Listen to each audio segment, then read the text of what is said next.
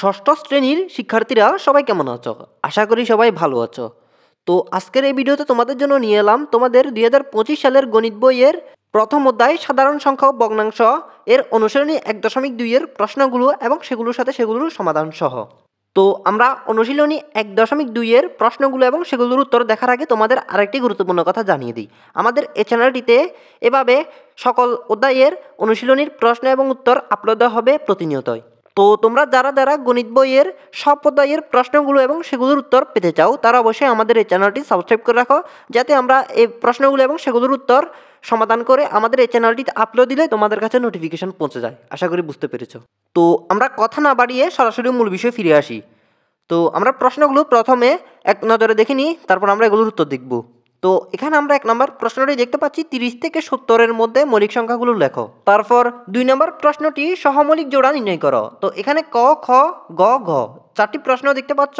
তো এই প্রশ্নগুলোর উত্তর তোমরা কিভাবে নির্ণয় করবে সেটা তোমাদের বিস্তারিত দেখাবো। তারপর ৩ নম্বর প্রশ্নটি নিচের কোন সংখ্যাগুলো নির্দেশিত সংখ্যা দিয়ে নিঃশেষে বিভাজ্য। তো এখানে ক, খ, গ, ঘ ৪টি প্রশ্ন দেখতে পাচ্ছ। তো এই প্রশ্নগুলোর উত্তরও তোমরা কিভাবে নির্ণয় করবে সেটা তোমাদের বিস্তারিত দেখাবো। তারপর ৪ নম্বর প্রশ্নে নিচের খালিঘর চিহ্নিত স্থানে কোন কোন অঙ্ক বসালে সংখ্যাটি ৯ দ্বারা বিভাজ্য হবে। তো এখানে ক, খ, গ, ঘ এখানেও তোমরা ৪টি প্রশ্ন দেখতে পাচ্ছ এবং এই প্রশ্নগুলোর উত্তরও কীভাবে তোমরা নির্ণয় করবে এবং কত হবে তোমাদের সেগুলো বিস্তারিত আমরা দেখাবো। তারপর ৫ নম্বর প্রশ্নটি দেখতে পাচ্ছ ৫ অঙ্কের ক্ষুদ্রতম সংখ্যা নির্ণয় করো যা ৩ দ্বারা বিভাজ্য। তারপর ৬ নম্বর প্রশ্নটি ৭ অঙ্কের বৃহত্তম সংখ্যা নির্ণয় করো যা ৬ দ্বারা বিভাজ্য। তারপর ৭ নম্বর প্রশ্নটি ৩, ০, ৫, ২, ৭ অঙ্কগুলো দ্বারা গঠিত বৃহত্তম সংখ্যা ৪ এবং ৫ দ্বারা বিভাজ্য কিনা তা নির্ণয় করো। তো ষষ্ঠ শ্রেণীর শিক্ষার্থীরা তোমাদের গণিত বইয়ের প্রথম অধ্যায়ের অনুশীলনী ১.২ এ ৭টি প্রশ্ন রয়েছে। তো আমরা এতক্ষণ ধরে এই প্রশ্নগুলো দেখলাম। তো আমরা এখন দেখব এই প্রশ্নগুলোর উত্তর এবং এই প্রশ্নগুলো তোমরা কিভাবে নির্ণয় করবে সেটাও তোমাদের বিস্তারিত আমরা দেখাবো। তো চলো উত্তরগুলো দেখে আসি। তো ষষ্ঠ শ্রেণীর শিক্ষার্থীরা তোমরা দেখতে পাচ্ছ আমরা সরাসরি উত্তর পর্বে চলে এসেছি। তো ১.২ এর এখানে আমাদের ১ নম্বর প্রশ্নটি ছিল ৩০ থেকে ৭০-এর মধ্যে মৌলিক সংখ্যাগুলো লেখো। তো এই প্রশ্নটির উত্তর তোমরা দেখতে পাচ্ছ। তো এখানে তোমাদের প্রথমে মৌলিক সংখ্যা কাকে বলে সেটা লিখতে হবে। যেমন আমরা জানি যেসব সংখ্যার গুণনীয়ক ১ এবং ওই সংখ্যা ছাড়া অন্য কোনো গুণনীয়ক থাকে না তাদেরকে মৌলিক সংখ্যা বলে। যেমন ৩০ থেকে ৭০-এর মধ্যে মৌলিক সংখ্যাগুলো হলো ৩১, ৩৭, ৪১, ৪৩, ৪৭, ৫৩, ৫৯, ৬১, ৬৭। তো এই প্রশ্নগুলোর উত্তর হলো এগুলো। তারপর আমাদের ২ নম্বর প্রশ্নটি ছিল সহমৌলিক জোড়া নির্ণয় করো। তো ২ নম্বর প্রশ্নে ৪টি প্রশ্ন ছিল ক, খ, গ, ঘ ৪টি প্রশ্ন ছিল। তো আমরা ক, খ, গ, ঘ ৪টি প্রশ্নের উত্তরও দেখি এবং এগুলো কিভাবে নির্ণয় করা হয়েছে সেগুলো আমরা বিস্তারিত দেখি। তো আমরা এখানে ক নাম্বারে দেখতে পাচ্ছি ২৭ এবং ৫৪। তো এখানে তোমাদের প্রথমে ২৭ এবং ৫৪কে মৌলিক উৎপাদকে বিশ্লেষণ করতে হবে। তো সেটা কিভাবে করবে, যেমন তোমরা এখানে প্রথমে ২৭কে ৩ দ্বারা কয়বার যায় সেটা দেখবে। যেমন ৩ নং ২৭, তো এখানে ৯ বার গেছে। তারপর তোমরা দেখবে ৯কে ৩ দ্বারা কবার যায়, যেমন ৩ গুণ ৩ সমান ৯। তো এখানে ৯কে ৩ দ্বারা ৩ বার গেছে। তো এখানে তোমরা নিচে লিখবে ৩। তারপর তোমরা সেম ৫৪-এর ক্ষেত্রে একই কাজ করবে। তারপর তোমরা ২৭-এর গুণনীয়কগুলো লিখবে। যেমন ২৭-এর গুণনীয়কগুলো হলো ১, ৩, ৯, ২৭। তো এগুলো তোমরা কিভাবে নির্ণয় করা হয়েছে তোমরা দেখতে পাচ্ছ। তো তোমরা সেম ৫৪-এর গুণনীয়কগুলো এখানে লিখবে। যেমন ৫৪-এর গুণনীয়কগুলো হলো ১, ২, ৩, ৬, ৯, ১৮, ২৭, ৫৪। তো সুতরাং এখানে ২৭ ও ৫৪ এর মধ্যে সাধারণ গুণনীয়ক ১, ৩, ৯ ও ২৭ বিদ্যমান, সুতরাং তারা সহমৌলিক নয়। তো এই প্রশ্নটির উত্তর হলো ২৭ ও ৫৪ সহমৌলিক নয়। তো এখানে তারা একটা মিস্টেক করেছে, এখানে ২৭-এর বদল ২৫ দিয়ে দিয়েছে। তো তোমরা এটা দেখেই বুঝতে পারছো। তো এই প্রশ্নটির উত্তর হলো ২৭ ও ৫৪ সহমৌলিক নয়। তারপর আমাদের ২ নম্বর প্রশ্নের খ নম্বর প্রশ্নটি ৬৩ এবং ৯১। তো এই প্রশ্নটি সেম ক নম্বরের প্রশ্নটি, শুধু এখানে সংখ্যার পরিবর্তন করেছে। তো এই প্রশ্নটির উত্তর হলো ৬৩ এবং ৯১ সহমৌলিক নয়। তো এটা কিভাবে করা হয়েছে তোমাদের ক নম্বরে বুঝিয়ে দেওয়া হয়েছে। তো তোমরা সেম খ নম্বরেও একই কাজ। তারপর আমাদের গ নম্বর প্রশ্নটি ১৮৯ এবং ২১০ এর সহমৌলিক জোড়া নির্ণয়। তো এই প্রশ্নটি তোমরা দেখতে পাচ্ছ। তো এটাও সেম ওই প্রশ্নগুলোর মতো। তো এটারও সমাধান তোমরা এখানে স্ক্রিনে দেখতে পাচ্ছ। তো এই প্রশ্নটির উত্তর হলো ১৮৯ ও ২১০ সহমৌলিক নয়। তো এটা কিভাবে করতে হয় তোমাদের ক নম্বরে বুঝিয়ে দেওয়া হয়েছিল। তারপর আমাদের ঘ নম্বর প্রশ্নটি ৫২ এবং ৯৭ এর সহমৌলিক জোড়া নির্ণয়। তো এই প্রশ্নটি অন্য প্রশ্নগুলোর থেকে একটু আলাদা, তো এটি কীভাবে করবে তোমাদের বুঝিয়ে দিই। তো এই প্রশ্নটির জন্য তোমাদের প্রথমে 52 এবং 97কে মৌলিক উৎপাদকে বিশ্লেষণ করতে হবে, তারপর 52 এবং 97-এর গুণনীয়কগুলো নির্ণয় করতে হবে। তো তোমরা এখানে দেখতে পাচ্ছ 52 এবং 97-এর গুণনীয়কগুলো কীভাবে নির্ণয় করা হয়েছে। যেমন 52-এর গুণনীয়কগুলো হলো 1 2 4 26 52 এবং 97-এর গুণনীয়কগুলো হলো 1 97। তো এখানে একটা জিনিস খেয়াল করো, এখানে 52 এবং 97-এর গুণনীয়কগুলোর মধ্যে এক ছাড়া অন্য কোনো সাধারণ গুণনীয়ক নেই। অর্থাৎ এখানে 52 এবং 97-এর গুণনীয়কগুলোর মধ্যে শুধু মিল রয়েছে 1, অন্য কোনো সংখ্যা মিল নেই। সুতরাং 52 ও 97 সহমৌলিক সংখ্যা। তো এই প্রশ্নটির উত্তর হলো 52 ও 97 সহমৌলিক সংখ্যা। তো শিক্ষার্থীরা, আমাদের 2 নম্বর প্রশ্নের ক খ গ 4টি প্রশ্ন দেখা হলো। তো এবার আসি আমরা 3 নম্বর প্রশ্নে। তো 3 নম্বর প্রশ্নে রয়েছে ক খ গ 4টি প্রশ্ন। তো আমরা এই প্রশ্নগুলোর উত্তর দেখি এবং এগুলো কিভাবে করতে হয় আমরা বিস্তারিত সেটাও দেখি। তো এখানে 3 নম্বর প্রশ্নে বলা হয়েছে নিচের কোন সংখ্যাগুলো নির্দেশিত সংখ্যা দিয়ে নিঃশেষে বিভাজ্য। অর্থাৎ এখানে ক নম্বরে যেমন 3 দিয়ে এখানে কিছু সংখ্যা দেওয়া হয়েছে 545, 6774, 8535। তো এখন আমাদের কাজ হলো এখানে 3 দিয়ে যে সংখ্যাগুলো দেওয়া হয়েছে এই সংখ্যাগুলো কি সবগুলো 3 দিয়ে বিভাজ্য হবে সেটা আমাদের নির্ণয় করতে হবে। তো এটা কিভাবে করতে হবে আমরা বিস্তারিত দেখি। তো এখানে ক নম্বর প্রশ্নটি, আমরা জানি কোন সংখ্যার অঙ্কগুলোর যোগফল 3 দ্বারা বিভাজ্য হলে ওই সংখ্যাটি 3 দ্বারা বিভাজ্য হবে। তো এখানে যেমন তোমরা প্রথমে দেখতে পাচ্ছ 545, 545 3 দ্বারা বিভাজ্য হবে কিনা তা নির্ণয়ের জন্য সংখ্যার অঙ্কগুলোকে যোগ করি। যেমন প্রদত্ত সংখ্যার অঙ্কগুলোর যোগফল 5 যোগ 4 যোগ 5 সমান 14 হয়েছে। সুতরাং অঙ্কগুলোর যোগফল হলো 14। তো তোমরা দেখো 14 সংখ্যাটি কি 3 দ্বারা বিভাজ্য হয় কিনা। তো এখানে আমরা খেয়াল করে দেখলাম 14 3 দ্বারা বিভাজ্য নয়। সুতরাং এই প্রশ্নটির উত্তর হলো 545 3 দ্বারা বিভাজ্য নয়। তারপর এখানে ক নাম্বারে আরেকটা রয়েছে 6774 3 দ্বারা কি বিভাজ্য হবে কিনা সেটা। তো আমরা এখানে প্রথমে 6774 3 দ্বারা বিভাজ্য কিনা তা নির্ণয়ের জন্য সংখ্যাগুলোকে যোগ করি। তো এখানে তোমরা দেখতে পাচ্ছ সংখ্যাগুলোর যোগফল হলো 24। তো আমরা এখন দেখব 24কে 3 দ্বারা বিভাজ্য করা যায় কিনা। তো আমরা এখানে দেখতে পাচ্ছি 8 গুণ 3 সমান 24। সুতরাং 24কে 3 দ্বারা বিভাজ্য করা যায়। সুতরাং এই প্রশ্নটির উত্তর হলো 6474 3 দ্বারা বিভাজ্য। তারপর এখানে আরেকটা রয়েছে 8535 3 দ্বারা বিভাজ্য হয় কিনা সেটা। তো 8035কে 3 দ্বারা বিভাজ্য কিনা তা নির্ণয়ের জন্য সংখ্যার অঙ্কগুলো যোগ করি। তো 8535 এর যোগফল হলো 21। সুতরাং অঙ্কগুলোর যোগফল হলো 21। তো আমরা এখন দেখব 21কে 3 দ্বারা বিভাজ্য করা যায় কিনা। তো 7 গুণ 3 সমান 21। সুতরাং 21কে 3 দ্বারা বিভাজ্য করা যায়। তো এই প্রশ্নটির উত্তর হলো 8535 3 দ্বারা বিভাজ্য।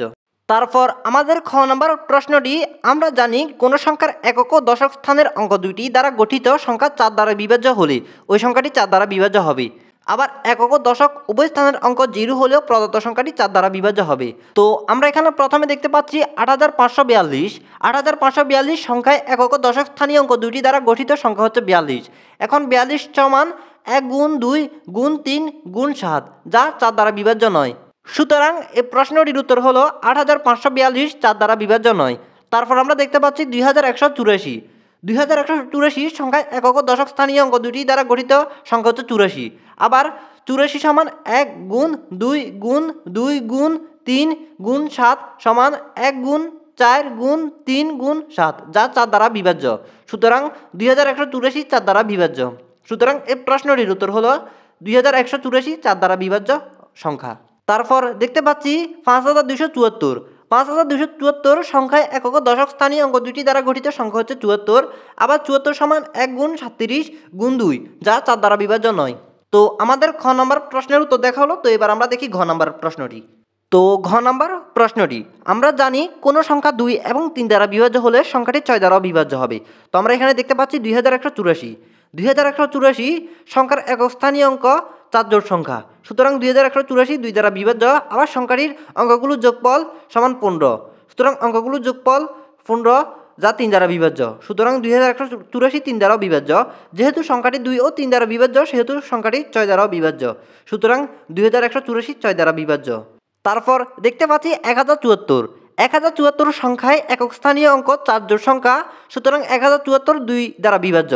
আবার সংখ্যাটির অঙ্কগুলোর যোগফল সমান 12। সুতরাং অঙ্কগুলোর যোগফল 12, যা 3 দ্বারা বিভাজ্য। সুতরাং 1074 3 দ্বারা বিভাজ্য। যেহেতু সংখ্যাটি 2 ও 3 দ্বারা বিভাজ্য সেহেতু সংখ্যাটি 6 দ্বারা বিভাজ্য।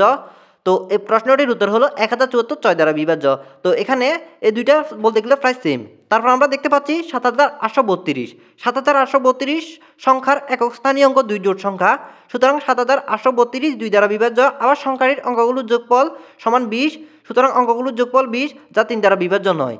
তো এই প্রশ্নটির উত্তর হলো 7832 সংখ্যাটি 2 দ্বারা বিভাজ্য হলেও 3 দ্বারা বিভাজ্য না হওয়ায় 7832 6 দ্বারা বিভাজ্য নয়, সুতরাং এই প্রশ্নটির উত্তর হলো 7832 6 দ্বারা বিভাজ্য নয়। তারপর ঘ নম্বর প্রশ্নটি, আমরা জানি কোনো সংখ্যার অঙ্কগুলোর যোগফল 9 দ্বারা বিভাজ্য হলে প্রদত্ত সংখ্যাটি 9 দ্বারা বিভাজ্য হবে। তো এখানে আমরা দেখতে পাচ্ছি 5075। 5075 9 দ্বারা বিভাজ্য কিনা তা নির্ণয়ের জন্য সংখ্যা অঙ্কগুলো যোগ করি। তো এটা বলতে গেলে ওই ক নম্বর প্রশ্নের মতো। তো প্রদত্ত সংখ্যার অঙ্কগুলো যোগফল, এখানে অঙ্কগুলোর যোগফল হলো 17, সুতরাং অঙ্কগুলোর যোগফল 17 যা 9 দ্বারা বিভাজ্য নয়, সুতরাং 5075 9 দ্বারা বিভাজ্য নয়। তারপর দেখতে পাচ্ছি 1737 অর্থাৎ 1737। 1737 9 দ্বারা বিভাজ্য কিনা তা নির্ণয়ের জন্য সংখ্যার অঙ্কগুলো যোগ করি। প্রদত্ত সংখ্যার অঙ্কগুলোর যোগফল আমরা দেখতে পাচ্ছি 18, অঙ্কগুলোর যোগফল 18 যা 9 দ্বারা বিভাজ্য, সুতরাং 1737 9 দ্বারা বিভাজ্য। তারপর দেখতে পাচ্ছি 2193। 2193 9 দ্বারা বিভাজ্য কিনা তা নির্ণয়ের জন্য সংখ্যার অঙ্কগুলো যোগ করি। তো সংখ্যার অঙ্কগুলোর যোগফল হলো 15, অঙ্কগুলোর যোগফল 15 যা 9 দ্বারা বিভাজ্য নয়, সুতরাং 2193 9 দ্বারা বিভাজ্য নয়। তো এই প্রশ্নটির উত্তর হলো 2193 9 দ্বারা বিভাজ্য নয়। তো শিক্ষার্থীরা, আমাদের 3 নম্বরের প্রশ্নগুলোর উত্তর দেখা হলো। তো আমরা এবার চলে যাই 4 নম্বর প্রশ্নের উত্তরে। তো এখানে 4 নম্বর প্রশ্নে বলা হয়েছে নিচের ড্যাশ চিহ্নিত স্থানে কোন কোন অঙ্ক বসালে সংখ্যাটি 9 দ্বারা বিভাজ্য হবে। তো এখানে ক নম্বর প্রশ্নটি 5-4723। তো এখানে আমরা দেখতে পাচ্ছি, আমরা জানি কোনো সংখ্যার অঙ্কগুলোর যোগফল 9 দ্বারা বিভাজ্য হলে সংখ্যাটি 9 দ্বারা বিভাজ্য হবে। তো এখানে 5-4723 ব্যবহৃত অঙ্কগুলোর যোগফল সমান 21, সুতরাং 21 সমান 7 গুণ 3 যা 9 দ্বারা বিভাজ্য নয়, কিন্তু 21-এর কাছাকাছি এবং 21 অপেক্ষা বড় 9 দ্বারা বিভাজ্য সংখ্যা 27, সুতরাং অঙ্কটি 27 বিয়োগ 21 সমান 6, সুতরাং খালিঘরের স্থানে 6 বসালে সংখ্যাটি 9 দ্বারা বিভাজ্য হবে। তো এখানে খালিঘরে বসবে 6। তারপর খ নম্বরের প্রশ্নটি 812-74। 812-74 এ ব্যবহৃত অঙ্কগুলোর যোগফল সমান 22, সুতরাং 22 সমান 11 গুণ 2 যা 9 দ্বারা বিভাজ্য নয়, কিন্তু 22-এর কাছাকাছি এবং 22 অপেক্ষা বড় 9 দ্বারা বিভাজ্য সংখ্যা 27, সুতরাং অঙ্কটি 27 বিয়োগ 22 সমান 5, অর্থাৎ খালি ঘরে 5 বসালে সংখ্যাটি 9 দ্বারা বিভাজ্য হবে। তো খালি ঘরে বসবে 5। তারপর ঘ নম্বর প্রশ্নটি ড্যাশ 41,578। ড্যাশ 41,578 ব্যবহৃত অঙ্কগুলোর যোগফল সমান 25, সুতরাং 25 সমান 5 গুণ 5 যা 9 দ্বারা বিভাজ্য নয়, কিন্তু 25-এর কাছাকাছি এবং 25 অপেক্ষা বড় 9 দ্বারা বিভাজ্য সংখ্যা হলো 27, সুতরাং অঙ্কটি 27 বিয়োগ 25 সমান 2, সুতরাং খালি ঘরে 2 বসালে সংখ্যাটি 9 দ্বারা বিভাজ্য হবে। তো খালি ঘরে বসবে 2। তারপর ঘ নম্বর প্রশ্নটি 5742 ড্যাশ। তো 5742 ড্যাশ এ ব্যবহৃত অঙ্কগুলোর যোগফল 18, সুতরাং 18 সমান 9 গুণ 2 যা 9 দ্বারা বিভাজ্য, সুতরাং খালি স্থানে 0 বসালে সংখ্যাটি 9 দ্বারা বিভাজ্য হবে। আবার অঙ্কগুলোর যোগফলের সাথে 9 যোগ করলে হয় 18 যোগ 9 সমান 27, সুতরাং 27 সমান 9 গুণ 3 যা 9 দ্বারা বিভাজ্য, সুতরাং এই প্রশ্নটির উত্তর হলো 0 অথবা 9, অর্থাৎ খালি ঘরে 0 অথবা 9 বসালে একটি বসালে হবে। তো শিক্ষার্থীরা, আমাদের 4 নম্বর প্রশ্নের উত্তর দেখা হলো। তো এবার আমরা সরাসরি চলে যাই 5 নম্বর প্রশ্নে। তো 5 নম্বর প্রশ্নে বলা হয়েছে 5 অঙ্কের ক্ষুদ্রতম সংখ্যা নির্ণয় করো যা 3 দ্বারা বিভাজ্য। তো 5 অঙ্কের ক্ষুদ্রতম সংখ্যা হলো 1 0 0 0 0, অর্থাৎ 1-এর সাথে 4টা শূন্য। তো আমরা জানি কোনো সংখ্যার অঙ্কগুলোর যোগফল 3 দ্বারা বিভাজ্য হলে ওই সংখ্যাটি 3 দ্বারা বিভাজ্য হবে। এখন 1 0 0 0 0 সংখ্যাটির অঙ্কগুলোর যোগফল সমান 1 যোগ 0 যোগ 0 যোগ 0 যোগ 0 সমান 1, যা 3 দ্বারা বিভাজ্য নয়, কিন্তু 1-এর কাছাকাছি এবং 1 অপেক্ষা বড় 3 দ্বারা বিভাজ্য সংখ্যা হবে 3, সুতরাং ক্ষুদ্রতম সংখ্যাটির সাথে 3 বিয়োগ 1 বা 2 যোগ করলে সংখ্যাটি 3 দ্বারা বিভাজ্য হবে। নির্ণীয় 5 অঙ্কের ক্ষুদ্রতম সংখ্যাটি 10,000 যোগ 2 সমান 10,002, সুতরাং এই প্রশ্নটির উত্তর হলো 10,002। তো শিক্ষার্থীরা, আমাদের 5 নম্বর প্রশ্নটির উত্তর দেখা হলো। তো এবার আমরা যাই 6 নম্বর প্রশ্নে। তো 6 নম্বর প্রশ্নে বলা হয়েছে 7 অঙ্কের বৃহত্তম সংখ্যা নির্ণয় করো যা 6 দ্বারা বিভাজ্য। তো এই প্রশ্নটির উত্তর হলো, তো আমরা জানি 7 অঙ্কের বৃহত্তম সংখ্যা সমান 7টি 9। আমরা জানি কোনো সংখ্যা 6 দ্বারা বিভাজ্য হবে যদি সেই সংখ্যা 2 ও 3 দ্বারা বিভাজ্য হয়।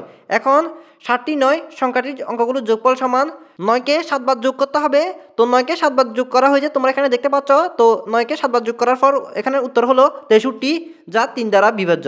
কিন্তু 7 বার 9 এর একক স্থানীয় অঙ্কটি জোট বা শূন্য না হওয়ায় তা 2 দ্বারা বিভাজ্য নয়। সুতরাং 7 বার 9 সংখ্যাটি 3 দ্বারা বিভাজ্য হলেও 2 দ্বারা বিভাজ্য না হওয়ায় তা 6 দ্বারা বিভাজ্য নয়। এখন যেহেতু 7 বার 9 3 দ্বারা বিভাজ্য, সেহেতু সংখ্যাটি থেকে 3 বিয়োগ করলে 7 অঙ্কের 3 দ্বারা বিভাজ্য আরেকটি বৃহত্তম সংখ্যা পাওয়া যাবে। সুতরাং প্রাপ্ত সংখ্যাটি 7 বার 9 বিয়োগ 3 সমান 6 বার 9 এবং 6। সুতরাং প্রাপ্ত সংখ্যাটির একক স্থানীয় সংখ্যাটি 6, যা একটি জোড় সংখ্যা। সুতরাং সংখ্যাটি 2 দ্বারা বিভাজ্য এবং সংখ্যাটি একই সাথে 3 ও 2 দ্বারা বিভাজ্য হওয়ায় তা 6 দ্বারাও বিভাজ্য। সুতরাং এই প্রশ্নটির উত্তর হলো 6 দ্বারা বিভাজ্য 7 অঙ্কের বৃহত্তম সংখ্যাটি হলো এত। তো আমাদের 6 নম্বর প্রশ্নের উত্তর দেখা হলো। তো এবার আমরা চলে যাই 7 নম্বর প্রশ্নে।